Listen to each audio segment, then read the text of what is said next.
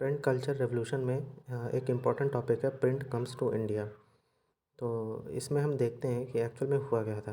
तो देखिए, जैसा आपको पता है कि प्रिंटिंग की वजह से जो है यूरोप में एक रेवोल्यूशन आया था और यूरोप में चीज़ें बहुत तेज़ी से बदली थी। ख़ास तौर से वहाँ पर जो लिटरेसी रेट था वो बहुत तेज़ी से ग्रो हुआ था। चाहे वहाँ पर बच्चे हों, बूढ़े हों, वोमेंस हों, ठीक है, लोअर क्लासेस के लोगों हों, तो हर किसी को पढ़ने का मौका मिल रहा था और हर किसी के अंदर जो है साइंटिफिक थिंकिंग और logical and rational thinking develop हो रही थी, जिसकी वजह से यूरोप बहुत तेज़ी से चेंज हुआ और उसके बाद जो है यूरोप के अंदर इंडस्ट्रियल रेवोल्यूशन आता है।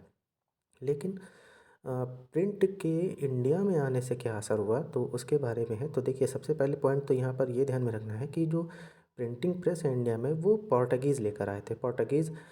लेकर आए थे और जो पोर्टुगीज़ मिशनरीज़ थे वो यहाँ पर जो है ज़्यादा से ज़्यादा बुक्स को प्रिंट करवा रहे थे, क्योंकि पोर्टुगीज़ जो थे वो बहुत ही ज़्यादा कंज़र्वेटिव लोग थे और उनका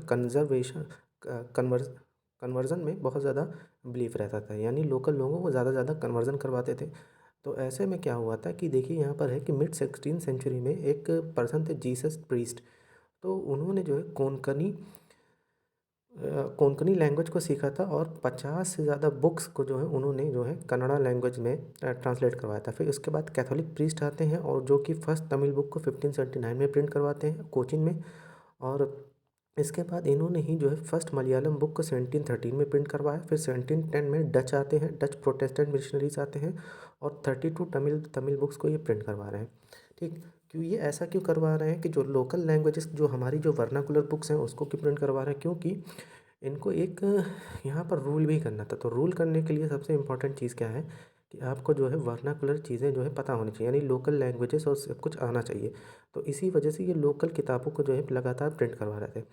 तो ऐसे में देखिए, होता क्या है कि जब इंडिया में ब्रिटिशर्स का राज स्टार्ट होता है तो सबसे पहले एक पर्सन है यहाँ पर देखिए, जिनका नाम दिया गया है जेम्स अगस्टस हिकी। तो ये जो है सबसे पहला जो है न्यूज़पेपर पब्लिश करते हैं, जिसका नाम होता है बंगाल गैजेट। ठीक है, ये ध्यान में रखेंगे, ये जो है बंगाल गैजेट नाम का एक न्यूज़पेपर पब्लिश करते हैं जो कि इंग्लिश लैंग्वेज में थी। अब इसके बाद जो है आगे देखिए, he publish a lot of advertisement also related to import and sale of sleeves. क्योंकि जो ब्रिटिशर्स थे वो लगातार क्या कर रहे थे कि क्योंकि वो बिजनेस मैन थे, ट्रेडिंग करने आते, तो यहाँ से इंडिया से बहुत सारे लोगों को जो है वो स्लीव बनाकर भी मतलब कि दूसरी जगह पर भेजते थे। तो ये जो बात थी, इन्होंने अपने जो इनका बंगाल गैजेट न्यूज़पेपर कह लें, तो उसके अंदर इन्होंने ये बात बताई थी। तो इसी को जो है देखते हुए जो उस टाइम का गवर्नर जनरल था वॉरेन हेस्टिंग, ये देखिए वॉरेन हेस्टिंग, इसने क्या किया था कि इनको जो है परसुकेट कर, यानी कि इनको जो है फांसी की सज़ा दिलवा दी थी। अब इसके बाद देखिए, इंडिया में एक रेनेसा का टाइम, रेनेसा मतलब कि इंडियन सोसाइटी लगातार बदल रही है। अब जिसकी वजह से क्या होगा कि यहाँ के लोग भी जो हैं डिफरेंट टाइप के न्यूज़पेपर्स को पब्लिश करना स्टार्ट करते हैं। तो ऐसे में देखिए, जो फर्स्ट इंडियन न्यूज़पेपर पब्लिश हुआ उसको जो है वीकली, उसका नाम भी बंगाल गैजेट है, उसका नाम भी बंगाल गैजेट है।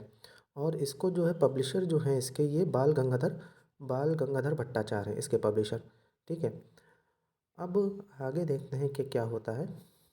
आगे देखिए, तो जैसा कि पता है कि इंडियन सोसाइटी में जो सबसे बड़ी प्रॉब्लम है, वो इस सोसाइटी की जो सबसे बड़ी प्रॉब्लम है वो यहाँ की कास्ट सिस्टम है। और इसी कास्ट सिस्टम की वजह से बहुत ज़्यादा मतलब कि प्रॉब्लम्स को देखना पड़ा।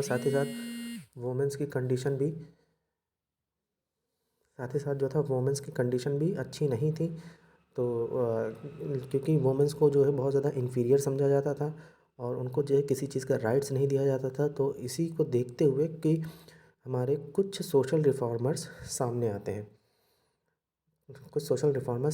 हैं, जो कि जो ऑर्थोडॉक्सी सोसाइटी थी और जो उनके थ्रू जो भी वर्क किए जाते थे उनको उन्होंने चैलेंज किया। साथ ही साथ जो ब्रांड, जैसे कि देखिए यहाँ लिखा हुआ है Hindu orthodoxy over matters like widow immolation, monotheism, brahmanical priesthood and adultery. यानी कि इन लोगों ने हर उस चीज़ को चैलेंज किया जो कि समाज के अंदर बुराई लाती है। अब जैसे कि राजा राम मोहन राय, जिन्होंने अपनी बुक पब्लिश की जिसका नाम है संवाद कौमुदी, जो कि 1821 में पब्लिश होती है। ठीक है। और राजा राम मोहन राय एक एक सोशल रिफॉर्मर थे, जो कि इस चीज़ पर फोकस करते थे कि हिंदू धर्म में जो है मूर्ति पूजा के बारे में कहीं कुछ नहीं बताया गया है, तो मूर्ति पूजा नहीं होनी चाहिए। राजा राम मोहन राय विडो रीमैरिज के फेवर में बहुत ज़्यादा होते थे। और जो ब्राह्मणिकल ऑर्डर था, यानी कि जो ब्राह्मण अपने आप को कहते थे कि हम ही सब ज़्यादा सुप्रीम है, उसके भी खिलाफ थे। राजा राम मोहन राय खुद भी एक ब्राह्मण थे, लेकिन वो इन चीज़ों के पूरी तरह से अगेंस्ट में थे। तो राजा राम मोहन राय की जो बुक थी संवाद कौमुदी, उसको काउंटर करने के लिए एक दूसरी बुक पब्लिश की गई जिसका नाम है समाचार चंद्रिका। ये ध्यान रखेंगे। सॉरी,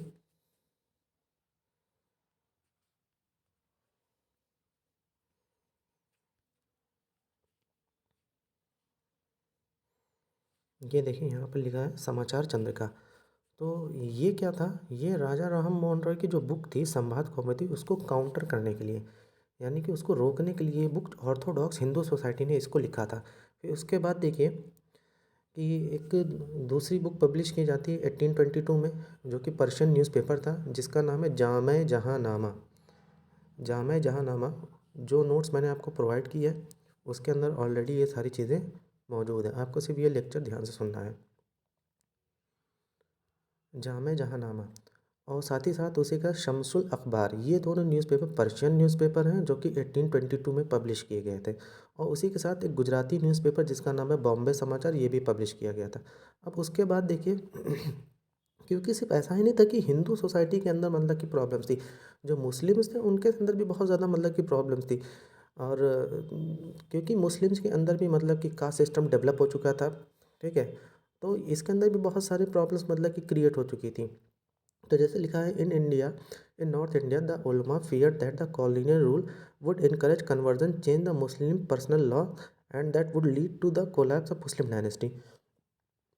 यानी कि मुस्लिम उलमाओं के डर हो गया था कि ये जो चेंजेस हो रहे हैं लगातार, इससे क्या होगा कि जो मुस्लिम यानी मुस्लिम राजा महाराजा हैं वो ख़त्म हो जाएंगे, और जो मुस्लिम्स का कन्वर्जन हो रहा है उसको मतलब बहुत ज़्यादा बढ़ावा मिलेगा।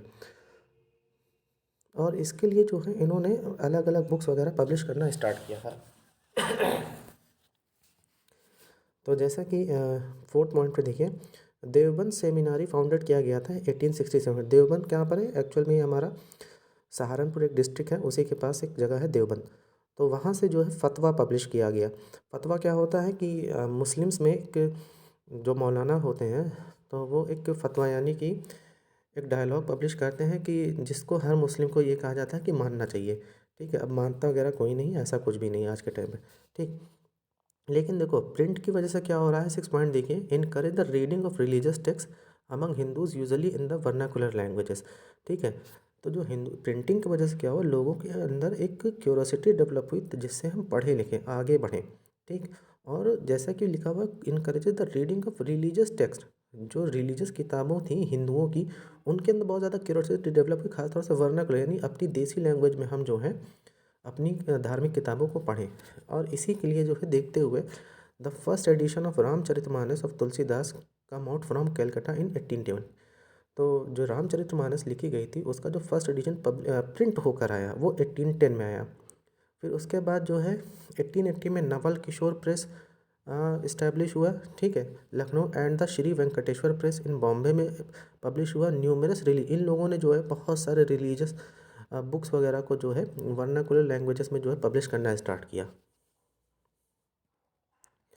अब इसका असर वोमेन का, प्रिंट का असर वोमेन सोसाइटी यानी वोमेन्स के ऊपर क्या पड़ता है, तो देखिए क्योंकि स्टार्टिंग में बताया था कि वोमेन्स एक ऐसा मतलब कि पार्ट है सोसाइटी का जिसको हमेशा से क्या किया, इन्फीरियर समझा गया है, कि जिनको कभी कोई राइट्स नहीं दिए गए, हमेशा इनको जो है ये समझ के रखा गया है कि ये सिर्फ घर के लिए ही बनी है। ठीक है, घर के काम करें और ये बाहर कुछ नहीं कर सकती, ये कमज़ोर है, इस तरह की बातें जो है सोसाइटी में फैलती रहती हैं। तो इसी को देखते हुए जो है कुछ वोमेन्स जो है आगे आती हैं, और वो जो है इस ऑर्थोडॉक्स सोसाइटी को चैलेंज करते हैं, जैसे कि एक नाम है रास सुंदरी देवी। ठीक, तो ये देखिए लिखा, he learn to read in the in the secrecy of her kitchen, जिन्होंने जो है किचन में रहते सारी सब कुछ पढ़ाइयाँ वगैरह की, और इन्होंने अपनी ऑटोबायोग्राफी लिखी जिसका नाम है अमार जीवन, जो कि 1876 में पब्लिश होती है।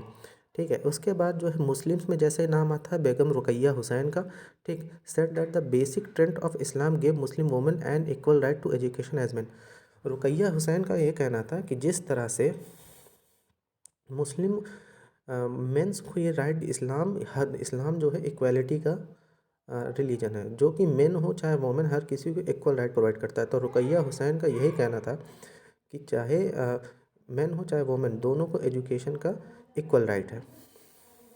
अब इसके बाद जो है 1860s में बंगाली वोमेन जैसा कि लाइक कैलाश भाषिनी देवी, ठीक है, इन्होंने बहुत सारे जो है बुक्स, इन्होंने बुक्स लिखी, उसमें जो है वोमेंस के एक्सपीरियंसेस, जो इल एक्सपीरियंस होते थे उनको जो है बताया, पैट्रियार्कल सोसाइटी में वोमेंस के क्या क्या प्रॉब्लम फेस करना पड़ता था उसको बारे में बताया। फिर 1880s से 90s के प्रेजेंट डे में, ठीक है, महाराष्ट्र में जैसे कि ताराबाई शिंदे आई और पंडिता रामाबाई आई। फिर उसके बाद जो है इसमें जो ताराबाई शिंदे वगैरह जैसे लोग आते हैं जो कि वोमेंस की प्रॉब्लम्स को जो है अपनी बुक्स के थ्रू रखती हैं, ख़ास तौर से जैसे कि लोअर एज में शादी कर देना और विडोज़ की जो प्रॉब्लम थी उसको जो है इन लोगों ने सामने रखा। फिर उसके बाद जैसे कि पंजाब में हुआ, पंजाब में देखिए एक पर्सन है राम चड्ढा, आप अपनी जो है नोट्स जो मैंने सेंड किया था उसमें देख लेंगे। राम चड्ढा आते हैं, राम चड्ढा जो है एक अपनी बुक लिखते हैं जिसका नाम था स्त्री धर्म विचार। राम चड्ढा की बुक का नाम है स्त्री धर्म विचार, और इसमें ये बताते हैं कि एक गुड वाइफ, एक अच्छी वाइफ, एक मतलब कि अच्छी वाइफ कहते कैसे, ये राम चड्ढा की जो बुक है स्त्री धर्म विचार, इसमें बताया जाता है। फिर इसके बाद खालसा ट्रैक्ट आता है सोसाइटी, वो पब्लिश करता है बहुत सारी बुक्स सिमिलर मैसेजेस के साथ, जिसमें ये बताया गया है कि वुमेन्स को कैसे रहना चाहिए, कैसे नहीं रहना चाहिए, इस तरह की बातें जो है बताई गई हैं। और इसमें जो है ये भी बताया गया है कि एक अच्छी वुमेन का कैरेक्टर क्या होता है, ठीक है। फिर उसके बाद देखिए ये पर्सन है जिनका नाम है ज्योतिबा फुले। ये बहुत इंपॉर्टेंट है आपके लिए, आपके एमसीक्यू के लिए भी, ठीक है, ये आपको तो ध्यान में रखना है। ये पर्सन वो हैं जिन्होंने लोअर सोसाइटी को जो है ऊपर लाने में काफ़ी ज़्यादा हेल्प किया। ये महाराष्ट्र के एक महार कास्ट में पैदा हुए थे, महार यानी माली कास्ट में पैदा हुए थे, और इनकी बुक का नाम आपको ध्यान में रखना है गुलामगिरी, ठीक है, गुलामगिरी जो है इनकी बुक का नाम था, ये ध्यान में रखना है आपको। अब इसके बाद नेक्स्ट आता है प्रिंट एंड सेंसरशिप।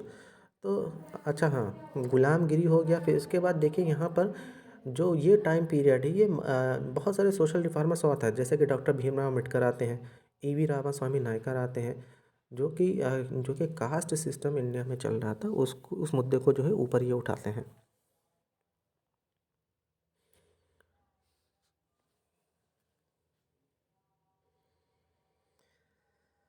अब ये क्या है प्रिंट एंड सेंसरशिप, इसमें आपको ये बात ध्यान रखना है कि एक हमारे यहाँ पर देखिए, यहाँ पर लिखा हुआ 1835 upon instance from the editor of English and vernacular newspaper governor general Bentinck decide to revise press law, Thomas Macaulay formulated new rules bringing back to the freedom. तो एक्चुअल में क्या था, या वर्ना इसको जो है यहाँ पर देखिए आगे, English officer demanded restriction the native press with rising nationalism in vernacular newspaper, the vernacular press act. अब देखिए यहाँ पर जो इम्पोर्टेंट है वो आपको ध्यान में रखना है कि वर्नाकुलर प्रेस एक्ट क्या था। वर्नाकुलर प्रेस एक्ट जो कि 1878 में आया था, इसका पर्पज़ ये था कि जो न्यूज़पेपर देसी लैंग्वेज में पब्लिश हो रहे हैं उनके ऊपर रिस्ट्रिक्शन, यानी कि उनको जो है देखा जाए कि ये एक्चुअल में कर क्या रहे हैं। जैसे कि एक वर्नाकुलर न्यूज़पेपर का नाम है